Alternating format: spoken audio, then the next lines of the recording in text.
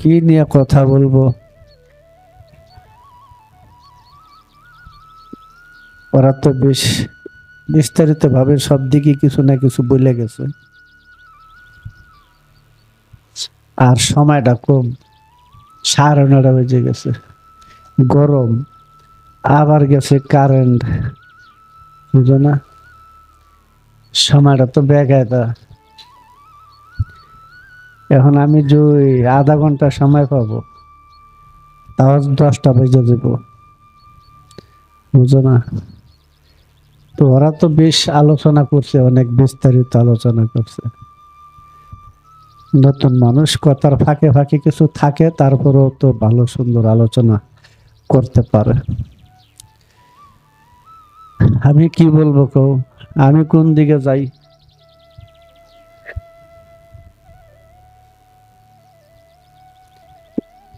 ওই একটা কথা মনে পড়ছে, ওই কথাটা একটু বলতে ইচ্ছা হয়েছে, যদিও সংক্ষিপ্তই হবে। ইদানিং আমাদের দেশের নবীর বংশধররা খুব উৎপাত করতেছে। ইদানিং আমাদের দেশের নবীর বংশধরেরা খুব উৎপাত করতেছে, বুঝো না? যদি কইছে নবীর বংশ, তাহলে তো আর কথা নাই, লেঙ্গুর তুল্লা দিছে দৌড়। এই যে আমাদের দেশে কিছু পীর সাহেব আছে, নবীর বংশ দাবি করে, এদের লজ্জা শরম বলতে কিছু নাই। এদের লজ্জা শরম বলতে কিছু নাই। নবীর বংশ কিভাবে আসছে এই বিষয়ে একটা আলোচনা ইউটিউবের মধ্যে আছে আমাদের। হ্যাঁ, আশ্চর্য। হযরত আবু বকরের বংশধর শূন্য দূর দিলে,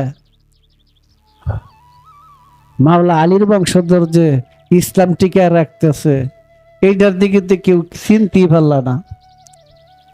মাওলা আলীর বংশধর, নবীর বংশধর তো মাওলা আলীর মাধ্যমে আসছে। যারা তখন থেকে এখন পর্যন্ত ভবিষ্যৎ পর্যন্ত ইসলামকে কায়েম রাখতেছে, রাখবে, তারা তো যুগে যুগে আছে।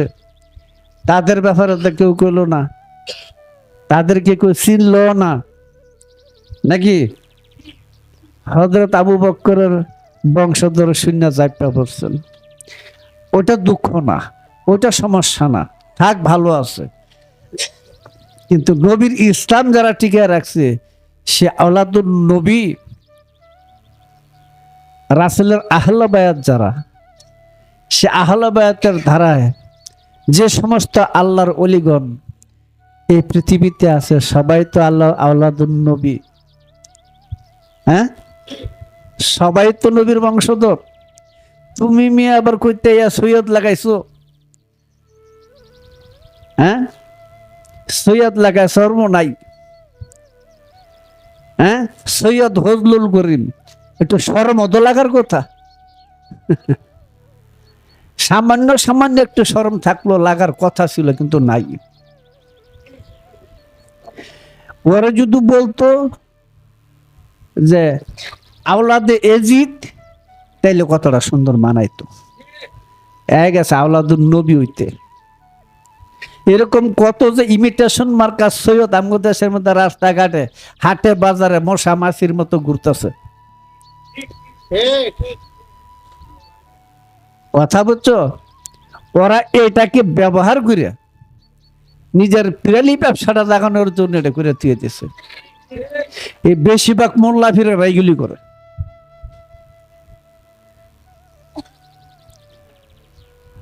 রাসূল সৈয়দ কাকে বলে? 2 নম্বর খণ্ডে একটা গান আছে, পাক পাঞ্জাতন করলে জারি, তাই তো সৈয়দ হলে তুমি খাজা গরিব নওয়াজ। পাক পাঞ্জাতন করলে জারি, তাই তো সৈয়দ হলে তুমি সৈয়দ কুলের শিরোমণি মুবাল্লেক আজম হয়ে আয় খাজা হে মঈনুদ্দিন এলমে লাদুনি নিয়ে। হ্যাঁ, আয় খাজা হে মঈনুদ্দিন এলমে লাদুনি নিয়ে। কখন সৈয়দ হয়? বিস্তারিত বলতে গেলে যে বললাম আধা ঘন্টা সময় আছে, এখন যদি এটা উঠতে যায় তাহলে কিন্তু ঘন্টার ঘন্টা জায়গা, এই তো সমস্যাটা। এই কথাটা বলতে গিয়া সূরা কাউসারের থেকে যদি তুলে ধরা হয়,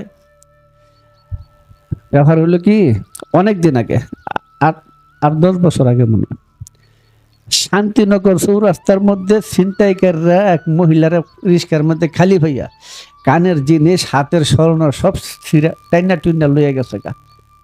কিন্তু বেডি বেশি শিক্ষার দেয় না, বেডি যে শিক্ষাটা দিয়েছে এটা হলো ডরে, কারণ ধরছে তো ছিনতাইকার। তো এইগুলি সব লইয়া ওস্তাদের কাছে গেছে, ওস্তাদের কাছে যাওয়ার পরে ইচ্ছা মতো কয়েকটা কিল করি। কি হইল, কই হারামদা তুলে এগুলো সব ইমিটেশন।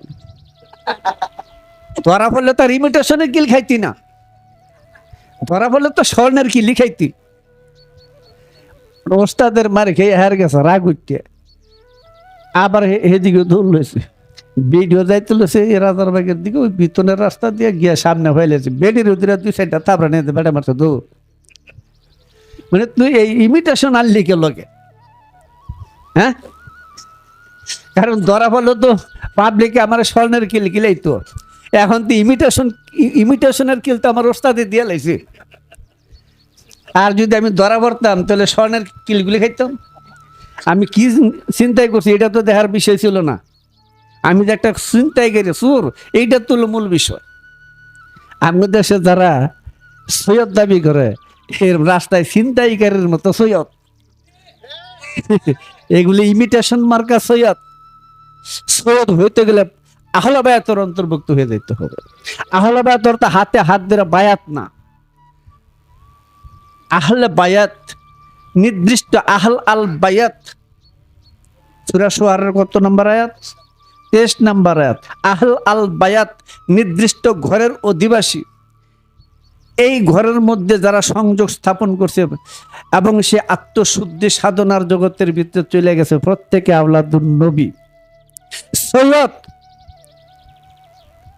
কথা বুঝছো? কারণ পাক পাঞ্জাতন ছাড়া, আহলে বায়াত ছাড়া মুক্তি পাওয়ার কোনো সিস্টেম নাই, ইমান রাখার কোনো সিস্টেম নাই, কলিমা পড়ার কোনো সিস্টেম নাই। কথা বুঝছো? কাজে আমাদের দেশে ইমিটেশন মার্কা সৈয়দরা যে বেজাল লাগাইছে, কথা বুঝছো? মানে হযরত আবু বকর বংশধর লেসতে চলছে, তুমি তার ইতিহাস জানো?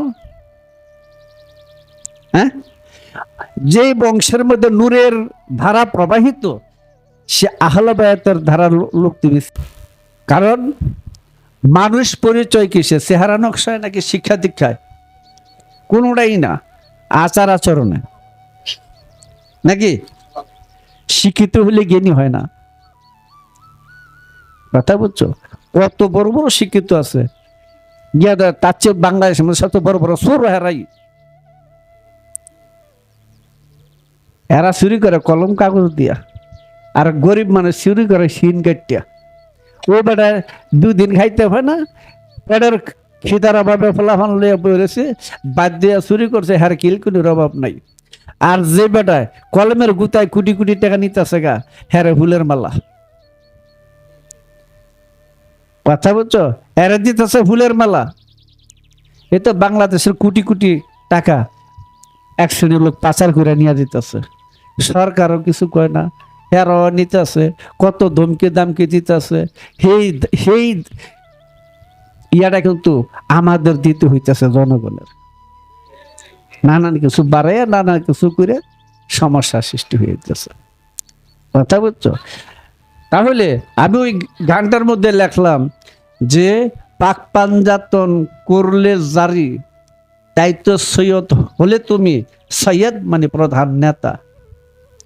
কথা বুঝছো? আর সৈয়দ কুলের শিরোমণি মোবাল্লেক আজম হয়ে, সৈয়দ কুলের শিরোমণি কয়জন হয়? একজন। কথা বুঝছো? সৈয়দ কুলের গুরু শিরোমণি একজনই হয়। নবীর বংশের উপাধি 2টা, একটা হলো সৈয়দ, আর একটা হলো লম্বা চুলওয়ালা, আর একটা হলো লম্বা চুলওয়ালা। বেনে গাইতে ছেড়ে দিতেন। এই সৈয়দ বংশ মাওলা আলীর হাদিসে কৃতায় আছে চাদরের ভিতরে যে মাওলা আলী ছিলেন, মাওলা আলীকে বেলায়েত কোথায় দিছে এটা তো এখন মোটামুটি অনেকেই জানেন যে 18 জিলহজ তারিখ শনিবার দিন জোহর আসর মধ্যবর্তী সময়ে বাবলা গাছের মধ্যে সামিয়ানা টানাইয়া উটের গদি উঠার ডবল ঘুরিয়া দিয়া তার উপরে রাসূল দাঁড়াইয়া তিনি মাওলা আলীকে রাসালাত দান করলেন, মাওলায়াত দিলেন, ওইখান থেকে বেলায়েত। আর আরো উর্দু জগতের কথা আছে, আপাতত বলবো না।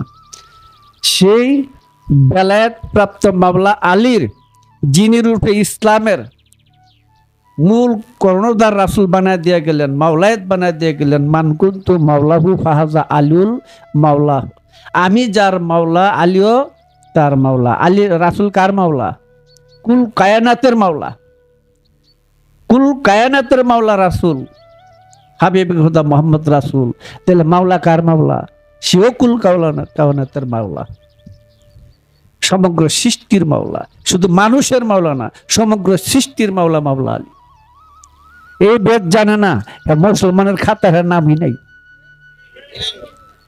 কথাটা বলবো, সেই মাওলা আলীকে যে বেলায়েত দেওয়া হইল, রাসালাত দান করা হইলেন, সেইখান থেকে রাসূল এই মাওলা আলীকে এলেমের দরজা সাব্যস্ত করে দিলেন এবং আমার এলেম লাভ করতে গেলে মাওলা আলীর মাধ্যমে আসতে হবে।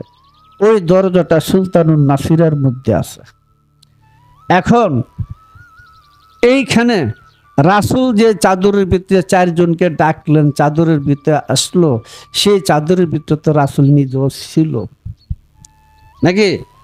ওখান থেকে নবুয়তের পরে বেলায়েতের দ্বারা এসে মাওলা আলীর কাছে বায়াত হইয়া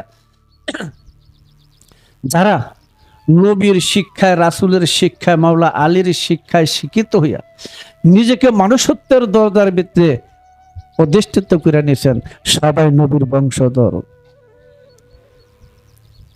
ওই মোল্লা তুমি কই থেকে আবার সয়ে দিছ? ওই শান্তিনগরের ইমিটেশন মার্কা?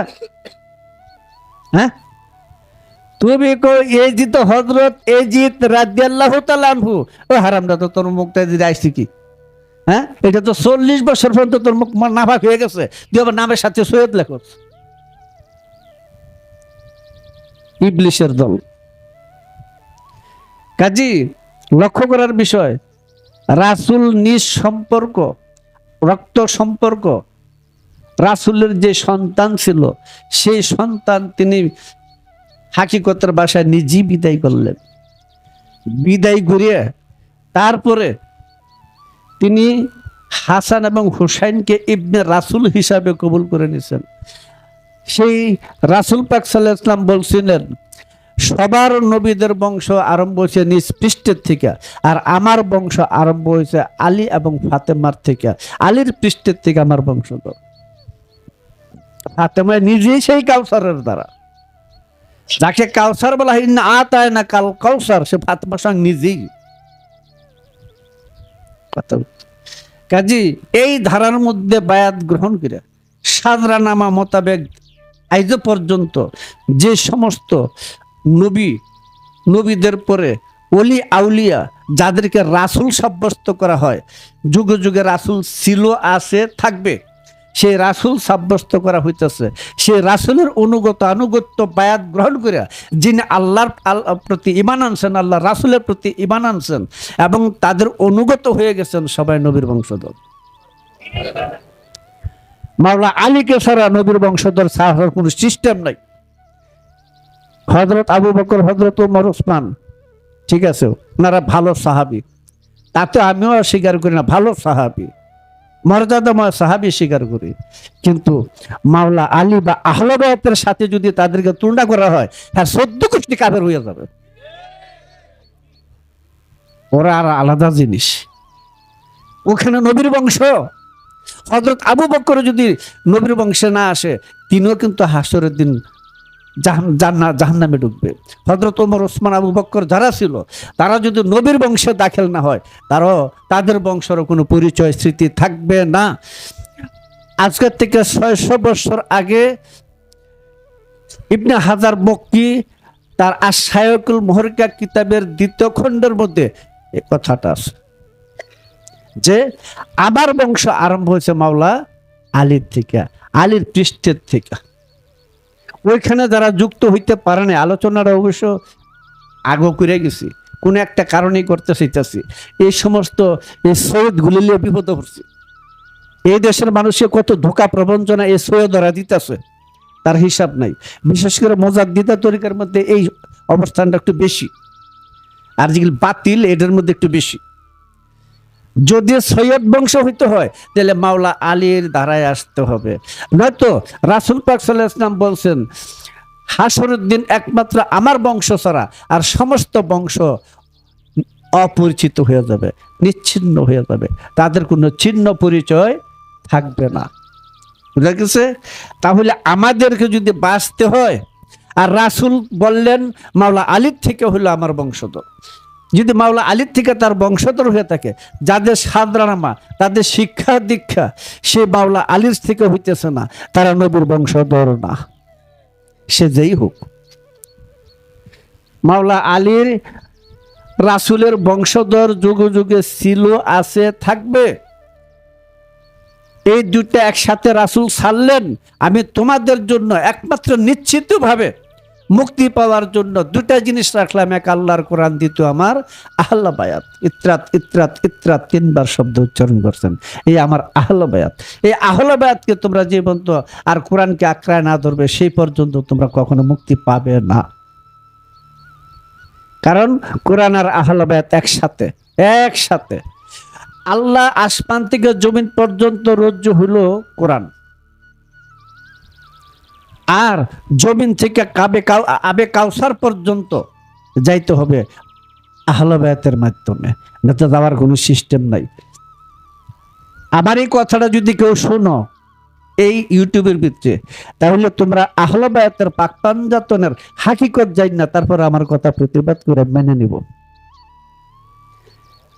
ওই নদী সুদূর কথা তুলে ধরবা, আন্তাজে একটা গোজা মিল দিবা, ওই ধরনের কথা আমি নিব না। কাজী আমাদের এই দেশের এই সৈয়দ গুলাই সমস্যাটা সৃষ্টি করছে। এই সমস্ত ইমিটেশন মার্কা সৈয়দ গুলা উবুকের বংশ দাবি করে, ব্যাপারটা কি রে? গাই মিয়া তোমার বাড়ি কই? ওই রহিম সাহেবের বাড়ির সামনে। হ হ, ওনা আমার আত্মীয় লাগে, জন্ম কিন্তু আত্মীয় লাগে না, কিন্তু পরিস্থিতি ওনা আমার আত্মীয় লাগে। কোন কালের কোন জন্মের জানি মামা চাচা বানায় থুয়ে দিছে। হ্যাঁ, এই সমস্ত ইমিটেশন মার্কা সৈয়দ গুলা, সৈয়দ মার্কা পীর সাহেব গুলা, এগুলি মানুষকে বিভ্রান্ত করতেছে, পথভ্রষ্ট করতেছে। সৈয়দ কাকে বলে এই সম্পর্কে, হাকিকত সম্পর্কে তাদের মনে হয় কোনো ধারণা যদি থাকতো, কিঞ্চিত থাকতো, তাহলে এই ধরনের বেলেহাজ কাজ এরা করতো না। হযরত আবু বকর বংশধ আমি কি করবো? হযরত তোমার বংশধ আমি কি করবো? অমুকের তুমুকের বংশধ আমি কি করবো? আমার বংশ হইলো আহলে বায়াতের দরকার। আমি নবীর বংশ গণ্য হইতে হবে। বুঝোনা কি কইছি?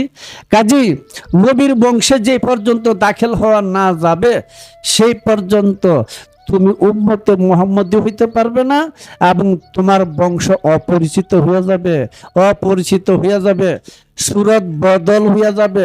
সুরত যখন বদল হবে তোমার বংশের আর পরিচয় নাই। তুমি ছিলে মানব বংশে, এখন যাবে পশুর বংশে, নিচ্ছিন্ন অপরিচিত হয়ে যাবে। তাই পাক পাঞ্জাতন সৃষ্টির মূল তত্ত্ব, মূল বিষয়, মূল নূর, নূর 5 ভাগে তানাজ্জুলাতে খামসা, 5 স্তরে নূরের প্রকাশ ঘটে পাক পাঞ্জাতন হইয়া নবীর বংশ প্রচার করে চলছেন। কোন নবীর পুত্র যদি নবীর বিধানের ভিতরে না চলে, তাহলে সেই ব্যক্তি নবীর বংশধর না। প্রমাণ সূরা হুদের 45 নম্বরে দেখতে হবে। নূহ নবী তার ছেলে কেনানকে ডাকছিল নৌকার ভিতরে, ডাকছে না? ডাকছে। হাম স্বামী আফেস 3 জন নৌকায় উঠে গেলে কেনান কিন্তু ওঠে নাই। পিতৃত্বের ভাবনায়, পিতৃত্বের মায়ায় টানে নূহ নবী বলল, আল্লাহ কেনান তো আমার বংশধর, সে তো নৌকায় উঠতেছে না, সে তো হালাক হয়ে যাবে, ধ্বংস হয়ে যাবে। আল্লাহ বলছে, নূহ যে বিষয়ে তোমার জ্ঞান না আমাকে প্রশ্ন করো না, কেনান তোমার বংশধর না। কেনান তোমার বংশধর না, কিন্তু জগৎ জুড়ে সবাই জানে নূহ নবীর ছেলে হলো কেনান, আর আল্লাহ কয় সে তোমার বংশধর না। সেই ইয়াফেসের বংশধর, বাংলা ভারত পাকিস্তান হলো ইয়াফেসের বংশধর। কাজী বোঝা গেল একজন নবীর নীতি আদর্শকে যিনি গ্রহণ করে নেন নাই, তার আনুগত্য যিনি স্বীকার করেন নাই, তার কাছে ইমানের বায়াত যিনি গ্রহণ করেন নাই, তিনি নিজের সন্তান হইল তার সন্তান বলে আল্লাহ স্বীকার করেন না। আর যারা নবীর নীতি আদর্শকে, তার আনুগত্য বায়াতকে কবুল করে নিয়ে তার নীতি আদর্শের ভিতরে চলার জন্য আপ্রাণ চেষ্টা করে যেতেছে, তারাও নবীর বংশধর সন্তান, তারাও নবীর সন্তান। কথাটা বুঝো। কাজী ওই যে আমাদের নবী একটা নৌকা দিলেন, নূহ নবী তো একটা নৌকা বানাইলেন নাকি? কারো কারোর মতে 360 গজ বানাইছিল। 360 গজের মধ্যে পৃথিবীর সমস্ত জীবজন্তু যা আছে, গাছপালা, তরুলতা, বৃক্ষাদি, বীজ, সমস্ত কিছু, কাণ্ড, সেদ, বেদ, যত কিছু আছে, এগুলি একটা 350 হাত নৌকার ভিতরে লওয়া যায় না, 350 গজ নৌকার ভিতরে লওয়া সম্ভব না। তারপর ওই কথাটা কেন আসলো? এটা রূপক কথা, হাকিকত বর্তমান, হাকিকত অতীত নাই। কাজী নূহ নবী ওইখান থেকে নৌকার দ্বারা চিল্লায় বলছিলেন, তোমরা কি আছো জগতে, সবাই এটা নৌকার মধ্যে উঠো। তখন শুক্রনি পর্যন্ত সেই নৌকার মধ্যে উঠছিল। আর আমাদের রাসূল বলছেন, আমার আহলে বায়াত হলো নূহ নবীর নৌকার মতো। মাসালুল আহলে বায়াতি কামসাল্লা সাফিনাতুন নহমান দাগলাফনাজ্জে। রাসূল বললেন, বুখারীর হাদিস, রাসূল বললেন আমার এই আহলে বায়াত হলো নূহ নবীর নৌকার মতো, যে তাকে আরোহণ করবে, তাদের অনুসরণ করবে, তারা নাজাতপ্রাপ্ত, অন্যথা বিভ্রান্ত। তাহলে নূহ নৌকাতে শুকর নিয়ে উঠছিল, আর নবীর আহলে বায়াতের নৌকার মধ্যে কিন্তু মোল্লার ওঠে না, ওটা শুকর নিচ্ছ খারাপ কথা বলছো। সে নৌকা কোন না, ওই নৌকার মধ্যে তো বংশের দ্বারা নবীর বংশ যারা হবে তারা হবে মৃত্যুঞ্জয়ী, তারা সায়াতকে এড়ায় গেছে, তারা কিয়ামতকে এড়ায় গেছে, তারা আজরাইলকে হাতে আনছে, তারা নবীকে করায়ত্ত করছেন। কথাটা বুঝছো? এটা হল নবী বংশের কাজ। আর যারা ওই জায়গার মধ্যে পৌঁছতে পারবে না, তারা নিচ্ছিন্ন হয়ে যাবে, অপরিচিত হয়ে যাবে। বোঝা যায় আমি অপরিচিত বলতে কি বুঝাই? এটা অপরিচিত হয়ে যাবে, তার কোনো পরিচয় আর থাকবে না। যেমন রাসূল বলছে প্রত্যেকটা নবীর উম্মতের চেহারা বদল হয়েছে, মানে সব না, কিছু কিছু বদল হয়ে গেছেন, কিন্তু আমার উম্মতের চেহারা বদল হবে না। তো চেহারা বদল না হওয়ার কর্ম যদি করতে হয়, তাহলে মাওলা আলীর সাদরা নামায় তোমার থাকতে হবে। আর না হইলে এই চেহারা, যাদের চেহারা বদল হওয়ার মতো কর্ম, মানে সুরতকে রক্ষা করছে, তাদের চেহারাকে রক্ষা করছে, চেহারা রক্ষার সাধনা করছেন, বাকশক্তি রক্ষার সাধনা করছেন, তারা হলো উম্মত মুহাম্মদী। আর যাদের এই সুরত রক্ষা করার সাধনা কর্ম করে নাই, বলে সব 72 কাটা জাহান্নামী হবে, ওরা নবীর বংশ না। নবীর বংশ যারা হবে তারা হবে মৃত্যুঞ্জয়ী, তারা মৃত্যুকে জয় করবে। কারণ মানুষের জন্ম আছে, মৃত্যু নাই। যদি মৃত্যুর করে যায় তাহলে তার সুরত বদল হয়ে যাবে। কথা বুঝছো? আর যদি নবীর বংশ হয় তাহলে সে ওফাত লাভ করবে। ওফাতের বিপরীত কোনো শব্দ নাই, মওতের বিপরীত শব্দ আছে, এটার বিপরীত শব্দ আছে, কিন্তু ওফাতের বিপরীত কোনো শব্দ নাই। এটা যেমন ছিল তেমনই থাকবে, যেমন ছিল তেমনই যারা আছে ওরা হলো নবীর বংশ, ওরা নবীর সন্তান।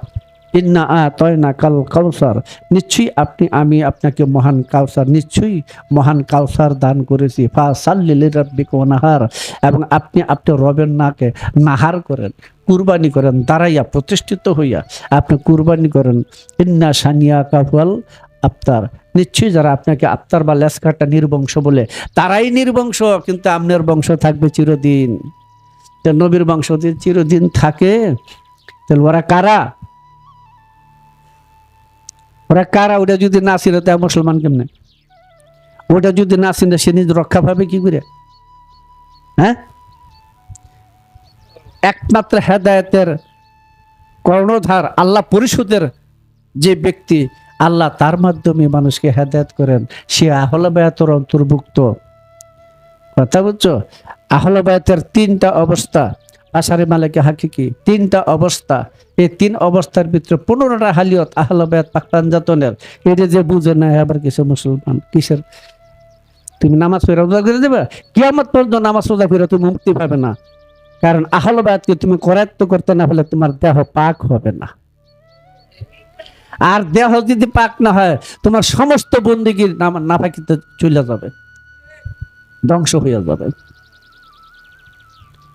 কাজী এই বিষয়গুলো আমাদের সমাজে যারা এই সমস্ত ইমিটেশন মার্কা সৈয়দ গুলা আমাদের সমাজে পীর সাজ্জা, মোল্লা পীর সাজ্জা, এগুলি মানুষকে বারবার পথভ্রষ্ট করতেছে।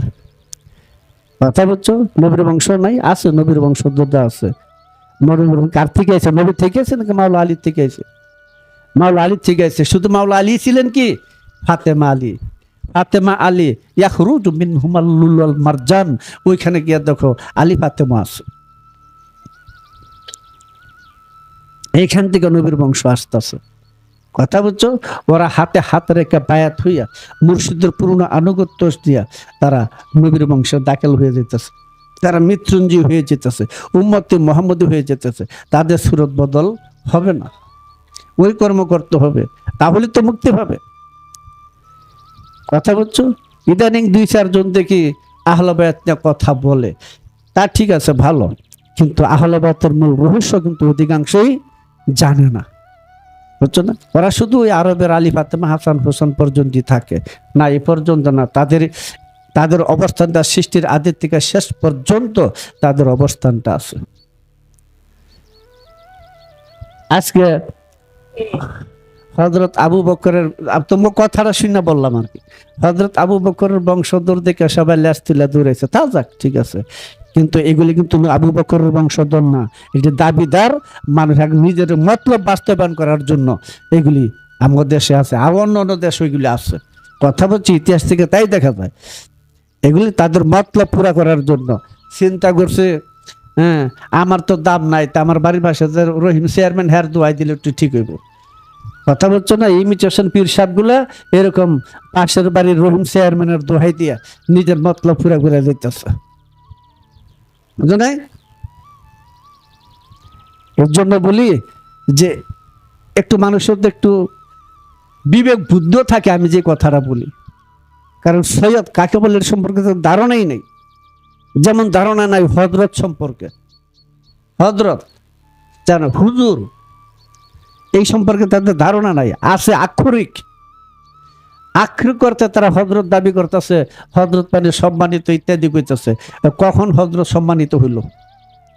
হযরত শব্দটা কখন সম্মানিত হইল? কোথায় থেকে কোথায় কি অবস্থায় গেল হযরত হয়? এই সম্পর্কে এই দুমরাদের কোনো ধারণা নাই, নামের আগে হযরত লিখে দিয়ে দেয়।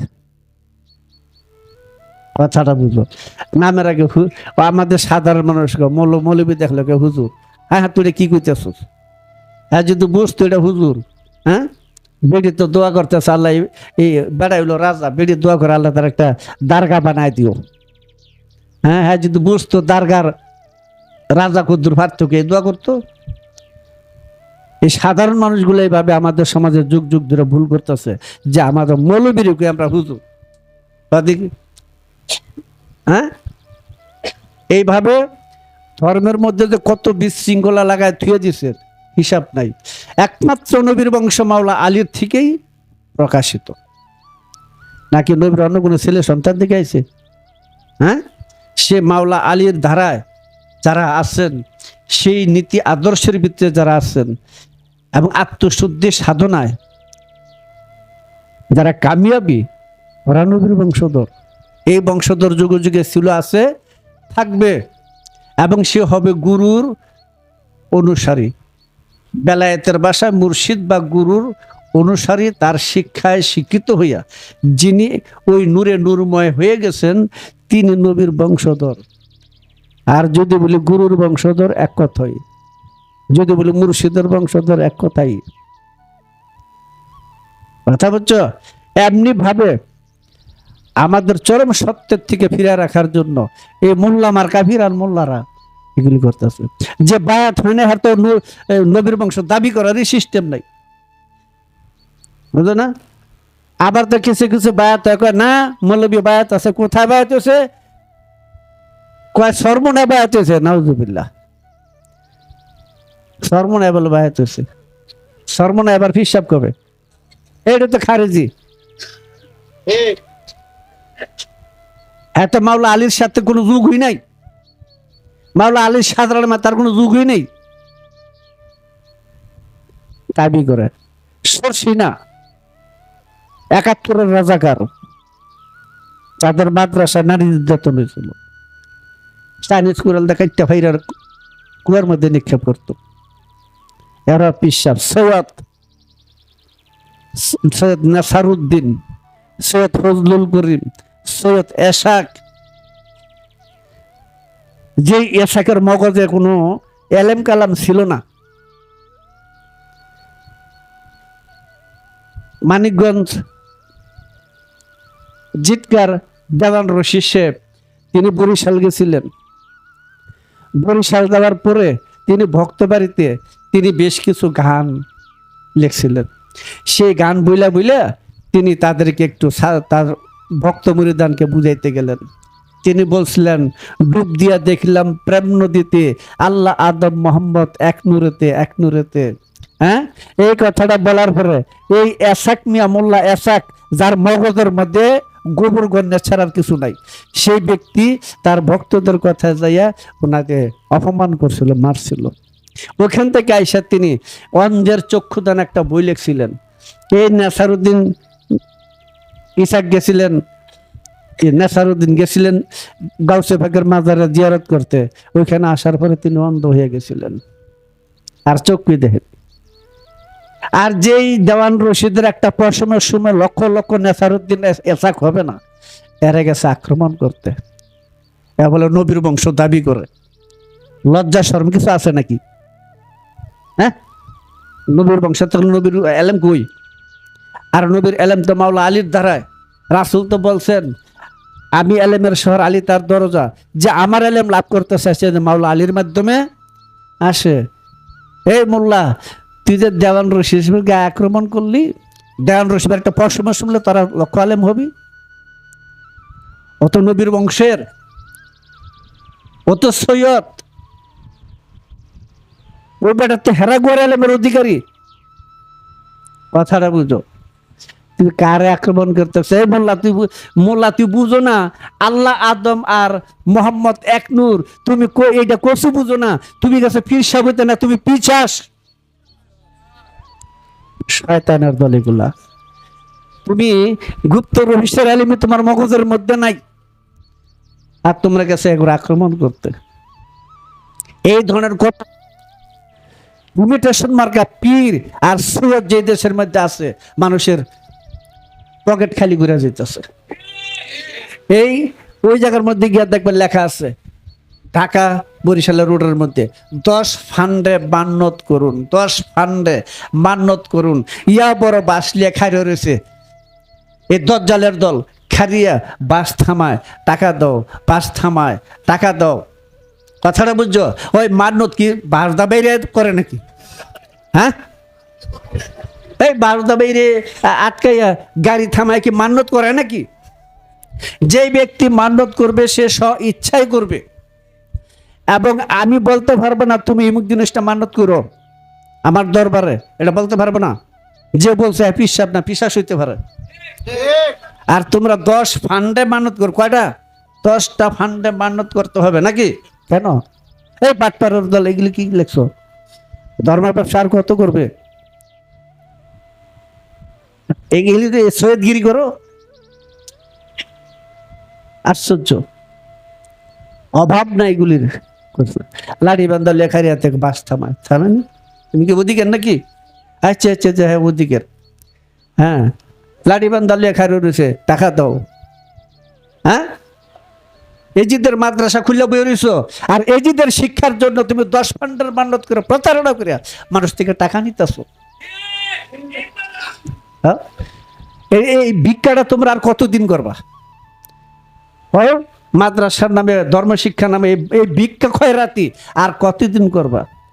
মানুষের হাতে পায়ে ধরে কতদিন আর গেলে কি করবা? যদি মানুষ তোমাকে ইচ্ছা করে কিছু দিত, ওইটা তোমার সম্মানই ছিল, ওইটা তোমার সম্মানই ছিল।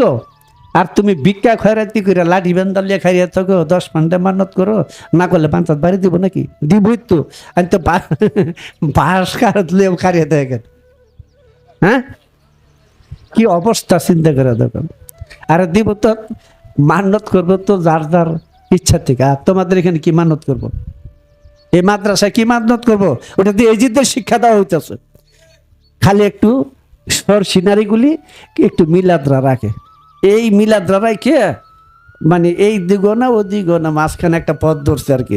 মিলাদ পরে পিসাব হয় না, মিলাদ কিয়াম করে পিসাব হয় না, এটা একটা আকিদা। এটা সুন্নি মুসলমান আলেম যারা আছে তারা মিলাদ কিয়াম করে রাসূলের প্রেমে, কথাটা বুঝছো? এইটা দিয়ে পিসাব হয় না, পিসাবের পুঁজি আলাদা। পিসাবরা মিলাদ পরে, সবাই মিলাদ পরে, তা ঠিক আছে, কিন্তু ওইটা আকাশ জমিন পার্থক্য আছে। এই জন্য তোমরা পড়ো, ইয়া নবী সালাম আলাইকা, ইয়া রাসূল সালাম আলাইকা, ইয়া হাবিব।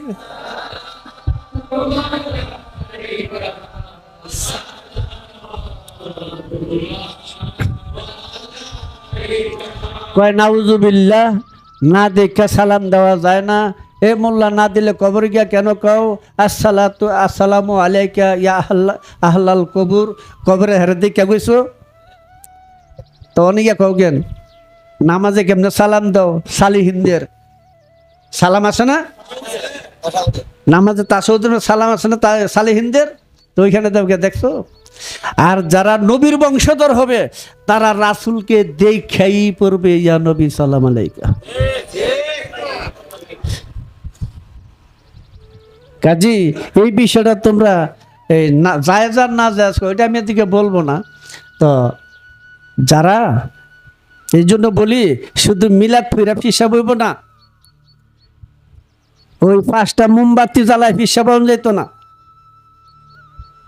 কথাটা বুঝছো না? হিসাবের সাবজেক্ট আলাদা, আর এগুলো হলো কর্ম অনুষ্ঠান। কথা বুঝছো না?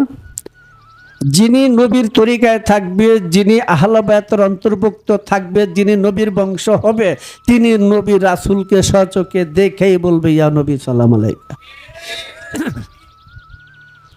কিভাবে দেখবে এটা কেউ বলবে না, কারণ এই দুমবার দলে করে গেলে বলে লাভ হইতো না। কাজে সে নিত জাহিরি তো দাঁড়ানোর সিস্টেম আছে, বাতিনি তো দাঁড়ানোর সিস্টেম আছে। কথা বুঝছো? কাজে এই ধরনের ইমিটেশন মার্কা সৈয়দ, হ্যাঁ, নবীর বংশের খবর নাই, হযরত আবু বকর ওমর ওসমান ল্যাস তুলে দূর ভাবতেছো। আর তুমি বলো যে হযরত আবু বকর 1 নাম্বার, উমুকে 2 নাম্বার, উমুকে 3 নাম্বার, আলী হলো 4 নাম্বার। এটা দয়া করে আলীরে 4 নাম্বারও রাখছে, হ্যাঁ মতলবটা যাতে ধরা পড়ে না পড়ে এটার জন্য। কথা বলছো? আরে মাওলা আলী তো এমন এক জায়গার মধ্যে, যে জায়গার মধ্যে মাওলা আলীর বেলায়েতের নূরের ফায়েজ না হইলে পৃথিবীতে কোনো নবী ওলি হইতে পারবে না। মাওলা আলীর বেলায়েতের নূরের ফায়েজ না হইলে নবীও হইতে পারবে না, ওলিও হইতে পারবে না। আল্লাহু আলিউন আছে না কোরআনে? সামিউন আলিম আছে না? হ্যাঁ, আল্লাহর এক নাম আলী, আল্লাহর এক নাম আলিয়া। আলিউন, আলিউন থেকে আলী, আলীর থেকে ওলি। ওলি আল্লাহ পৃথক নাই। একটা হলো শুধু নূর, আসমান জমিনের নূর, আর একটা হলো নূর আল্লাহ। কথা বুঝছো? এটা অন্য ভাষায় বলা হয় আহাদ আল্লাহ, সামাদ আল্লাহ ইত্যাদি। যাকে সামাদার আল্লাহ আহাদে যাব না আমি। ব্যাপারটা হলো সেই নূর আল্লাহর সাদরানামা যেখানে আছে ওইখানে নবীর বংশধর আছে। হযরত আবু বকরে টিকবে না যদি মাওলা আলীর বেলায়েতের নূরের সংযোগ না থাকে। হযরত ওমরও টিকবে না যে পর্যন্ত মাওলা আলীর নূরের বেলায়েতে ডুব না দিবে। যে পর্যন্ত হযরত ওসমানও টিকবে না মাওলা আলীর বেলায়েতের নূরে যে পর্যন্ত ডুব না দিবে। কেউ টিকবে না, কোনো নবী টিকবে না ওই জায়গার মধ্যে। তার একটু কিঞ্চিত আলোচনা আমি দিয়ে রাখছি একটা বইয়ের মধ্যে। নতুন বইটার মধ্যে দিয়া রাখছি। কথা বলছো? কাজে এদেরকে সংযুক্ত করে না, এদের খবর নাই, এদের রূপে ছুরি ধরে, এদের রূপে তলোয়ার চালায়, এদেরকে জিন্দা ভুত্যা মারে, এদের বংশের প্রতি বছর বছর যুগ যুগ ধরে গালাগালি করে।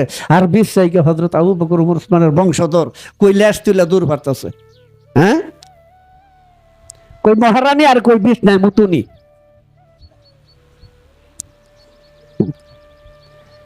বুইরাই গেছে এক নাতি লইয়া, এসতেন যায় টঙ্গীর সোনাবানের বাড়িতে। বুড়া মানুষ নাতি লিয়ে গেছে, নাতি তোর বইয়ে থাকে না, হাঁটাহাঁটি করে।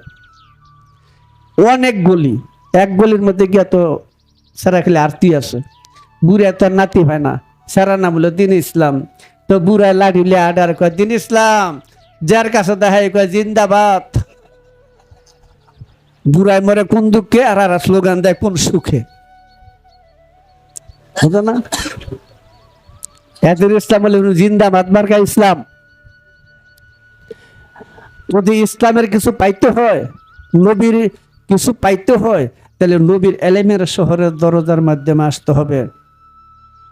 ওইটা আগে চিনো, ওইটা আগে ধরো। হযরত আবু বকর, হযরত ওমর ওসমান, আমরা তাদেরকে মন্দ বলি না, ভালো, রাসূলের বিশিষ্ট সাহাবী, ঠিক আছে, ওই জায়গায় রাখলাম। কিন্তু আহলে বায়াতের সাথে তুলনা যাই করছে, কাট্টা কাফের মুসলমান না, ওটা আলাদা জিনিস। মগজে ঢুকে না, তাই এগুলি করতে থাকে, কারণ তাদের হাকিকত সম্পর্কে জ্ঞান নাই। এই মাওলা আলী, ফাতেমা, হাসান ও হুসাইন, ওরা কারা? ওরা কারা? কোথায় থেকে আসলো? কেমনে আসলো? সেই সম্পর্কে জ্ঞান নাই। কেন রাসূল তাদেরকে আহলে বায়াত ঘোষণা দিলেন? আল্লাহ নিজে তাদেরকে আহলে বায়াত ঘোষণা দিয়েছে না? সূরা শুআরার 23 নম্বর আয়াতটা কি মানুষের নাজিল না আল্লাহর নাজিল? তা আল্লাহ তো নিজে কইতাছে, ইন্নামা ইউরিদুল্লাহ লিইয়ুযহিবা আনকুমুর রিজসা আহলাল বায়াতি ওয়া তাতহিরাকুম তাতহিরা, বলছো না সূরা আহজাবের 33। দেখো তো, আল্লাহ নিজে কয় আহলাল বায়াতি। আল্লাহ বলতেছেন যে নিশ্চয়ই আল্লাহ চাহেন এই আহলা বায়াত হইতে, আহল আল বায়াত হইতে সমস্ত অপবিত্রতা দূর করতে, দূর করার মতো, পবিত্র করার মতো পবিত্র করতে চাইতেছে। আল্লাহ নিজে তাদেরকে আহলাল বায়াত বলছেন। ইবনে আব্বাস বলল, ইয়া রাসূলুল্লাহ, এটা এই জায়গার মধ্যে। আর উম্মে সালমার ঘরের ভিতরে যে চাদুদ হাদিসে কেরতাস্তা আছে, ওটার মধ্যে যখন বলল যে কুল্লা আসআলুকুম আলাইহি আজরান ইল্লাল মাওয়াদ্দাতা ফিল কুরবা, হ্যাঁ, আপনি বলে দেন। কে বলে? নবী বলে না আল্লাহ বলে? আল্লাহ বলে। কাকে বলে? নবীকে বলে। কি করতে হবে? আপনি বলে দেন, আমি 23 বছর যে ওহী কালাম নবুয়ত প্রচার করছি, তার উজরত বা পারিশ্রমিক হিসাবে আমি তোমাদের কাছে, মানে উম্মতের কাছে কিছু চাই না। তাহলে এই সংসারটা বাতিল। এটার মধ্যে নবীর কোনো দাবি নাই। আল্লাহ শিখাই দিতেছেন যে এটার মধ্যে আপনার কোনো দাবি দেবেন না। কি করতে হবে? খালি আপনি বলেন যে আমার ফিল কুরবাত, তাদের প্রতি মাওয়াদ্দাতা, ভালোবাসা রাখতে হবে। ইবনে আব্বাস বলল, ইয়া রাসূলুল্লাহ, আপনার এই ফিল কুরবাত কারা? কুরবাত কারা? যাদের প্রতি ভালোবাসা আমাদের জন্য রাখা ফরজ হয়ে গেল। রাসূল বলছেন আলী, ফাতেমা, হাসান ও হুসাইন, এই চারজন আমার আহলে বায়াত ফিল কুরবাত। এদের প্রতি মাওয়াদ্দাতা, ভালোবাসা রাখা উম্মতে মুহাম্মদের জন্য ফরজ। যাতে এটা যদি উম্মতে মুহাম্মদের জন্য ফরজ হয়ে যায়, কথা দুটোই কিন্তু আল্লাহ বলছেন। ওই আয়াত্র আল্লাহ বলছেন, এই আয়াত্র আল্লাহ পাক বলছেন। তাহলে তাদের প্রতি ভালোবাসা রাখে কি ফরজ? তো তাদের প্রতি যারা ভালোবাসা রাখে না, তাদেরকে 2 নম্বর, 6 নম্বর, 5 নম্বর, 10 নম্বরের টাইনা টিনে হাসরায় নিতেছে। ওরা কাট্টা মুনাফেক।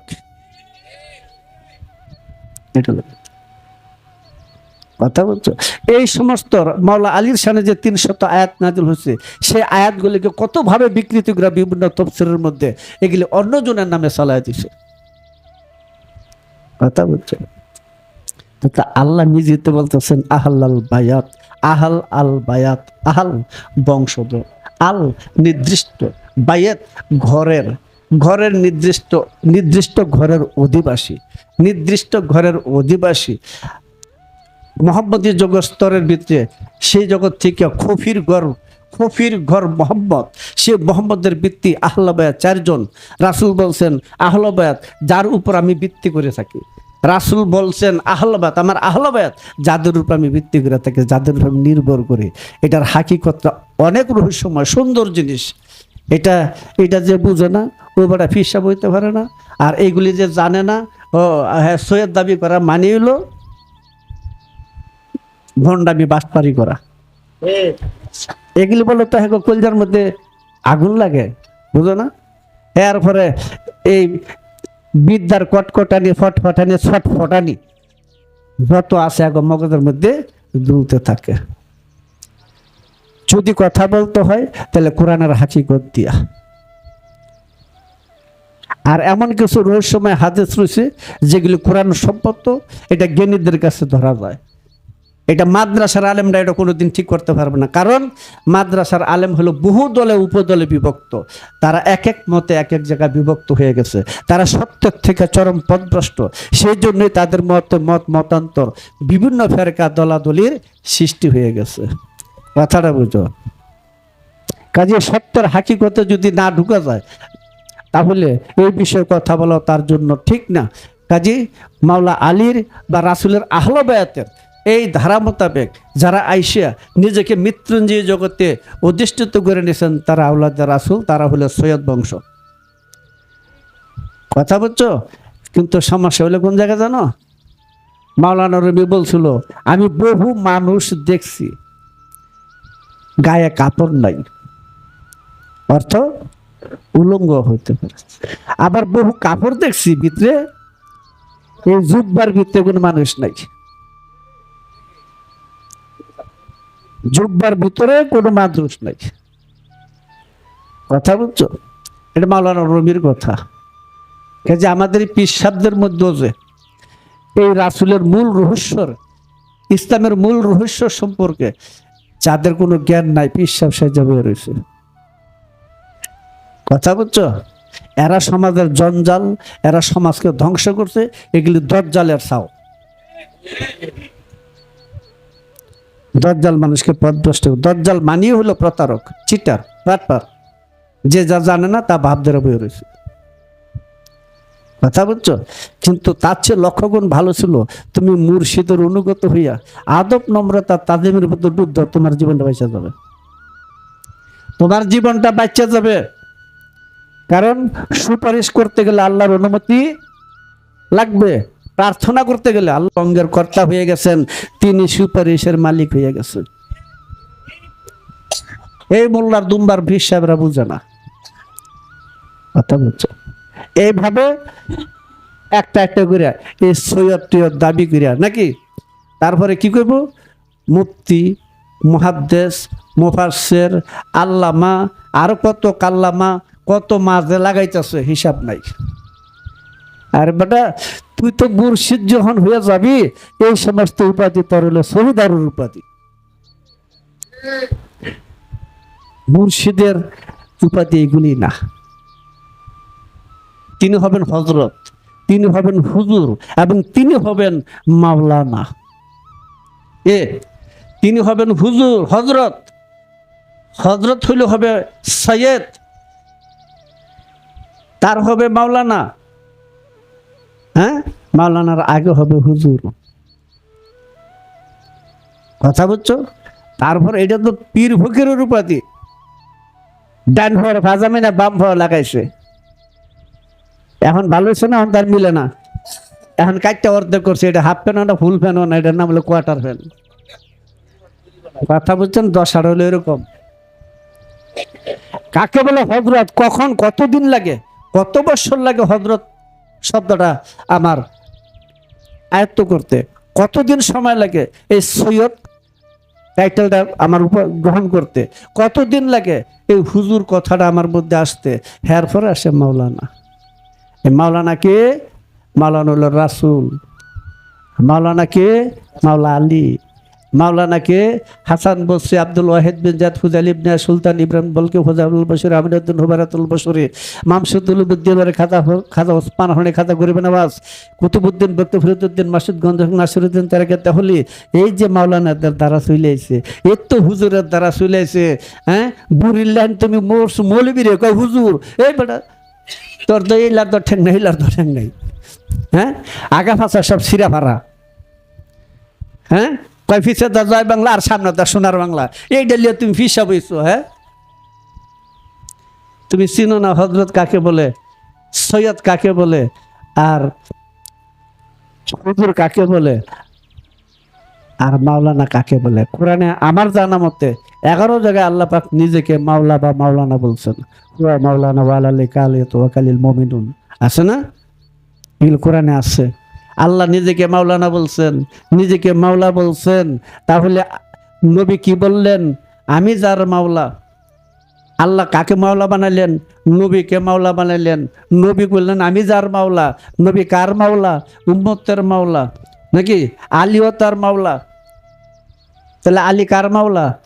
নবী যাদের মাওলা, আলীও তাদের মাওলা। নবী কুল কায়নাতের মাওলা, আলীও কুল কায়নাতের মাওলা। তুমি আলীর ভেদ জান না, তারপরে বুঝো আমি কি কই। শোনা মানে ফুটি হয়ে আমার কাছে কথা কেউ না, তাহলে তো বেজাল। বুঝো, এই প্রত্যেকটা কথা কোরআনের মধ্যে পাট পাট আছে। তুমি এলমে আরফি বিল্লাহ দ্বারা তাদের কাছে গিয়ে যাই না, দেখো এটা রহস্যটা কোথায় আছে।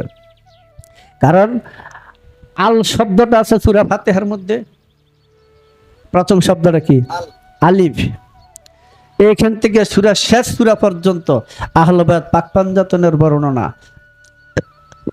তুমি মাওলা আলীর গোষ্ঠীর মধ্যে ডুব দিয়ে গেছো, ওইখানে হাত লাগাইয়া নিগুর রহস্যের দিকে ডুব দিয়ে দেখো, তোমার সব বুঝাই দিবে।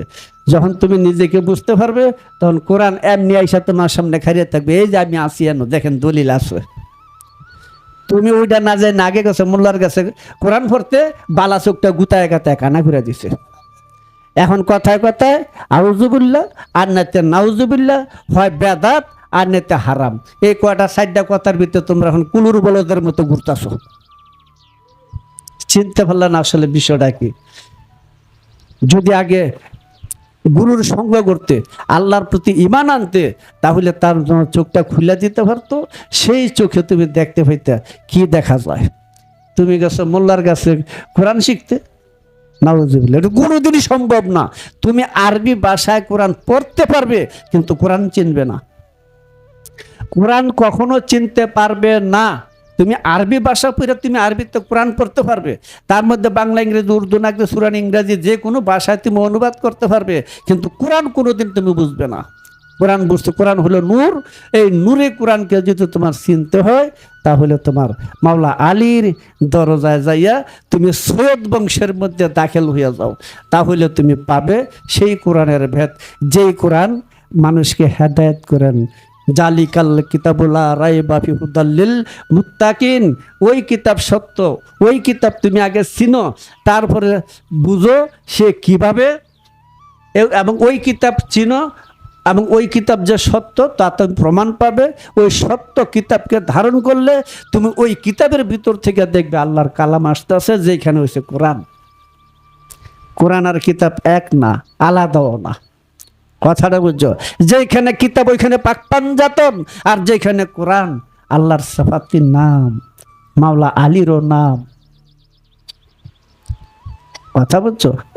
কাজী কোরআনকে যদি, কিতাবকে যদি তুমি 100% সত্য বলে বিশ্বাস না করতে পারো, কিভাবে? আমি অন্য একটা উদাহরণ দিয়ে বলি।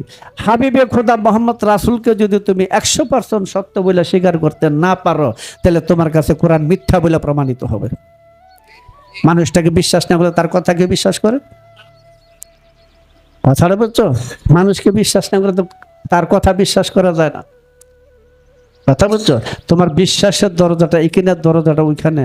ওইটা যখন তুমি সত্যভাবে ধরবে, সেই কিতাবকে যখন তুমি চিনবে, দেখবা সেই কিতাব কিভাবে হুদাল্লিল মুত্তাকিন হয়ে যেতেছে। এটা আহলে বায়াত পাক পাঞ্জাতন সব বংশের কাজ। এই ইমিটেশন মার্কা সৈয়দদের কাজ এগুলি না, এরা হলে ব্যবসা। বুঝো না? তুমি তোমার 10টা টাকা ভক্ত দিছে, ভালো, গাউসে পাকের বাসায়, এটা আল্লাহর তরফ থেকে আইছে। তুমি যে হাত পেতে ভিক্ষা করতেছো ভক্তের কাছে, আমার ওইটা দাও, আমার ওইটা দাও, আমার ওদিকে দাও, ওদিকে দাও, এই ভিক্ষা করাটা তো নবীর বংশের কাজ না। নবী তো বলছে কি জানি, হ্যাঁ, নবীর শিক্ষা করুণা ভিক্ষা মেহনত করো সবে। এই তোমরা হাত পাচ্ছ কেন? হ্যাঁ, তুমি হাত পাতলে কেন? তুমি তো হাত যিনি পাতে, যিনি দেয় সে বড় না যে গ্রহণ করে সে বড়?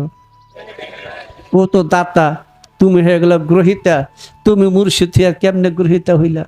সে যদি ইচ্ছা করে কিছু দেয় এটা সম্মান। এইটা দেওয়ার জন্য কোরআনে বারবার অনেক আয়াত নাজিল হয়েছে। এখন মৌলবীদের বাসায় ওই আয়াতটার ফরজিয়াত উঠে গেছে, এখন মুস্তাহাব বহাল আছে। মানে পীর মুর্শিদ সম্মানে ব্যক্তিকে কিছু দেওয়াটা ভালো জিনিস, আর যদি না পারে তাহলে আল্লাহ ক্ষমাশীল। তাই গাউসে পাক বরফির আব্দুল কাদের জিলানী তার ফাতুর রহমান ফাইজুর রহমান কিতাবের মধ্যে বলছেন, তার ভক্তদেরকে বলতেছেন, তোমরা মনে করি না তোমরা আমাকে কিছু দাও, না না না, আল্লাহই দেন, তোমাদের মাধ্যমে দেন, তোমাদের মাধ্যমে দেন। যখন আল্লাহর মাধ্যমে কিছু আছে এটা তোমার সম্মানিত। আর তুমি যখন ভিক্ষা করো তাহলে নবীরা নিষেধ করছে, নবীরা নিষেধ করছে। নবীর শিক্ষা করোনা ভিক্ষা মেহনত করো সবে। আমি বলি না যে মানুষই ভিক্ষা করবে, পীর সাহেব যদি ভিক্ষা করে তাহলে এরা মাওলা আলীর গ্রুপে দলের না। কথা বুঝছো? ওই রোজার মাস আসবো, মোটা মোটা পয়সাওয়ালা লোক দাওয়াত দিবে নাকি, দাওয়াত দিয়ে কয়টা বুটপুরি দেখাইয়া, হ্যাঁ, এরপরে তোমাদের সাজানো কিছু লোক লইয়া কইবা যে উমুকে 50,000 দিতেছে, উমুকে 1,00,000 টাকা দিতেছে। তো যে বেটারা দাওয়াত দিচ্ছে হ্যাঁ তো হয়ে গেছে সিফাত, হ্যাঁ চিন্তা করছে সবচেয়ে বলে লাখ টাকা দেয়, 50,000 টাকা দেয়, 20,000 টাকা দেয়, আমি না দিলে কেমন দেখা যায়? তো হ্যাঁ ব্যাগাতে ঘুরে দিয়ে গে, হ্যাঁ না? এই ভিক্ষা খয়রাতি নবীর কবে থেকে শিখেছে? কও তোমাদের মাদ্রাসাটা ঠিক করো, তোমরা কোন মাদ্রাসা ঠিক? সিয়া না সুন্নি না রাফিজি খারিজি হলফিয়া তলবিয়া মালামাত্রে কেরামতিয়া? কোন ফেরকার মাদ্রাসাটা ঠিক? ঠিক করে দেখি। একটার সাথে একটা মিলে না, কুত্তা কামড়া কামড়ি ফতুয়াবাজি ডিগবাজি খেলতেছে। তোমরা বলো তোমার মাদ্রাসা কোনটা ঠিক, কোন শিক্ষাটা ঠিক? বাবু আমরা মুসলমান, ঠিক আছে, সব মুসলমান। এই জায়গার মধ্যে তোমরা কোন শিক্ষাটা আমাদের দাঁড় করাইতে পারতেছে? আমাদের মধ্যে দলাদলি, ফাড়াফাড়ি, গুতাগুতি, ফতুয়াবাজি, ফতুয়ার ডিগবাজি, এই কি অবস্থা? হ্যাঁ, এর জন্য এই সমস্ত দুম্বার দলের কাজী নজরুল ইসলাম বলছিলেন, বিশ্ব যখন এগিয়ে চলছে আমরা তখনও বসে বিবি তালাকের ফতুয়া খুঁজি, কোরআন হাদিস চষে। কত বড় গবেষকটা! হ্যাঁ, এইভাবে এই দাড়ি কদ্দুর লম্বা কদ্দুর খাটো, চুল কদ্দুর লম্বা কদ্দুর খাটো, বেডি কাপড় টাইট না ঢিলা, খাটো না লম্বা, হ্যাঁ, এই নি তোমার মশলা। হ্যাঁ, এর জন্য কিন্তু মেজুদুন বলছিল একবারের মধ্যে আলু ফুরি ডাল ফুরি না ওয়াশ করায়, সকলতে ওয়াশ করে বেডি কাপড় লইয়া। হ্যাঁ, তো তখন তিনি কইছিল যে ওরা মৌলবি না বেডিকে পোস্টমর্টম করায়। হ্যাঁ, এগুলি নাকি ধর্মকথা। প্রত্যেকটা মানুষই শালীনতার পোশাক পরা উচিত, এটি তো কথাটা। এই পর্দার মধ্যে তো কত বেজাল করে থুয়ে দিছে। এই জন্য বলি যে যেই কথায় মানুষের আচার আচরণ ব্যবহার জ্ঞান ঊর্ধ্ব হয়, মানুষের জ্ঞানের আলোটা দিলের ভিতরে জায়গা ওঠে, সেই কোন জ্ঞানটা? এমন একটা জ্ঞান যেই জ্ঞানের মধ্যে কোনো দ্বন্দ্ব বিভেদ নাই, যেই জ্ঞানের মধ্যে কোনো সাম্প্রদায়িক নাই, যেই জ্ঞানের মধ্যে আমরা মানুষ জাতি এই তত্ত্ব লুকায় রয়েছে, সেই জ্ঞানটা যার মধ্যে জাগ্রত সেই বিষয়ে কথা বলো, তো হয়ে যায়। আমি সাইনবোর্ডটা করবো কি? যাত্রার থিয়েটার দেখলে তো টিকিট দিয়ে টাকা দেখতে হয়। যাত্রার নবাব সিরাজদৌল্লা, তো আসল নবাব সিরাজদৌল্লা তো বেশি সুন্দর দেখা যায় নাকি? কিন্তু পরের দিন দেখা যায় রিক্সা চালায়, তাই না? পরের দিন রিক্সা চালায়। আর আসল সিরাজদৌল্লা যদি গামছা ভরেও থাকে তবে কিন্তু আসল। কাজে এত এত মানে ডিজাইনের দরকারটা কি? কারণ এটা না দিলে তো বোঝা যায় না আমি যে একটা কিছু। তোরা কোর্স না কেন? কিছু যখন কোর্স না, তাহলে ভালো করে একটা সাহস দিই, তাহলে তো তোরা কবি। তোরা না কর, যারা আমার চিনে না হেরা তো কইব। বড় ভাই ছোট ভাই খুব মাওলানা, ছোট ভাই হচ্ছে মাওলানা, তো দেশে দেশে খাইয়া খাইয়া কেন ফুক্ত হয়ে গেছে, বিভিন্ন মসজিদে চাকরি করে। ছোট ভাই চিন্তায়, বড় ভাই চিন্তা করলো, হ্যাঁ এই জব্বাটা গায়ে দেয়, এটা গায়ে দিলি বুঝি এরকম খাওয়ান পাওয়া যায় আর মানুষের সম্মান পাওয়া যায়। তো একদিন হ্যাঁ বাড়ির থেকে গেছে দূরে কাজে, হ্যাঁ জুব্বা না লয়ে হ্যাঁ আটে, আর তার থেকে গেছে 2-3 গ্রাম পারছে। আর আসরের সময় হয়ে গেছে, মানে ওই মসজিদে আবার মৌলবি নাই।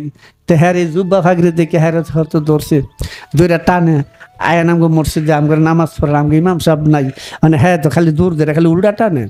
হ্যাঁ তো হ্যাঁ আরে বড় আলেম তো বেশি বেকারটা না করলে যাইতো না। তো হেরা বেকারটা করে করতে করতে করতে করতে কি করে ফালে ফাঁচাগুলো করে নিয়ে যায়, নিয়ে খাড়া করে দিছে। এখন মসজিদ হলো পুরান মসজিদ, বেড়ার মসজিদ, কিছু বাঙ্গা সাঙ্গ আছে। এখন হ্যাঁ চিন্তা করে দেখে আসল নামাজ কয় রাকাত, এটা তো আমার জানা নাই। তখন নামাজের মধ্যে দাঁড়ায় গেছে, নামাজের মধ্যে যখন দাঁড়ায় গেছে, হ্যাঁ করছে কি অন্তত রুকু সাজদা তো বুঝে। হ্যাঁ এই কত কত খাইয়ে থেকে মুখে কিছু আবল তাবল কিছু একটু মনে মনে কই, কারণ ওই নামাজটা তো মনে মনে করতে হয়, বুঝো না? এ দিছে রুকু, রুকু দিয়া যখন সেজদা দিছে, সেজদা দিয়া সপ্তাহে সেজদা দিছে, হ্যাঁ ফাঁসাত আছে সপ্তাহে সেজদাটা ভরে রয়েছে। এই ফাঁকে হ্যাঁ করছে কি বেড়া ফাঁকে তা বাড়িয়ে গেছে। এখন হেরা চিন্তা করতেছে সাংঘাতিক একজন বুজুর্গার আলেম পাইছি, যে লম্বা সেজদা দিছে আজকে খোতার লেঙ্গুর উদরা নামাই লাগবে। কথা বুঝছো? বুড়ার গেছে কোমর দইরা, বুড়া মানুষ তার সেজদা থাকতে পারে না।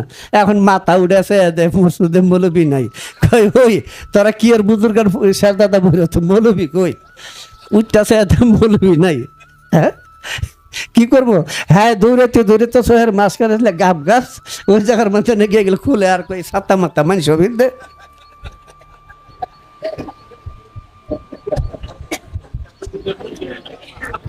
মৌলবি সাজে কাজ হবে না, আর এগুলি করা উচিত না। সাজে কাজ হবে না, ব্যাস দূরে কিছু হয় না। এটার প্রমাণ মাওলানা রুমি দিছে, মাওলানা শরাফুদ্দিন দিছেন, ইমাম গাজ্জালি দিছেন, গাউসে পাক বরফির আব্দুল কাদের দিয়ে গেছেন, এইগুলো প্রমাণ দিয়ে গেছেন, ওনার সমস্ত ওলিরা দিয়ে গেছেন। এর জন্য বলি এই সৈয়দ মার্কা ইমিটেশন পীর সাহেব আর মোল্লারা ধর্মটা খাইছে এগুলি করে। কথা বুঝছো না? কোথায় জানি মোতালিব আছে না বান্টির, হ্যাঁ এখানে এক লোকে বলে কয় কয় শরম নাই, খুব পরহেজগারি, খুব পরহেজগারি, এখানে খুব আমল হয়, নামাজ পূজা খুব বেশি হয়। এ আরামরা তুই যেমন দোনা আরেক দোনারে কইছস, তুই বুঝোস হ্যাঁ তো নবীর বংশের না। হ্যাঁ নবী বংশের সাথে তার কোনো যোগ নাই, সম্পর্কই নাই। কথাটা বুঝো, কিভাবে নবী বংশের যোগ হওয়া যায় এটা মনে তার কোনো ধারণাই নাই। তুমি কেন কইছো? কারণ তুমি যেমন একটা বুদ্ধ, ওইটা একটা বুদ্ধ, তাই যা দেখছো তাই কইছো। এই জন্য আমাদের এই অবস্থার থেকে আমাদেরকে একটু সতর্কই থাকতে হবে। ধারে তারে হুজুর বলো না, তাতে তোমারও পাপ হবে। যে হুজুর না তারা হুজুর বলা ঠিক না, যে হজরত না তাকে হজরত বলা ঠিক না, যে মাওলানা না তাকে মাওলানা। আগে তো এদেশে মাওলানা টাইটেল দেয় নাই, আগে আসলে মৌলবি টাইটেল। আগে এদেশে মৌলবি টাইটেল আসিল, পরে আসে মাওলানা লাগাইছে। মাওলানা অর্থ কি? মাওলানা কিন্তু একটা শব্দ না, মাওলানা একটা বাক্য।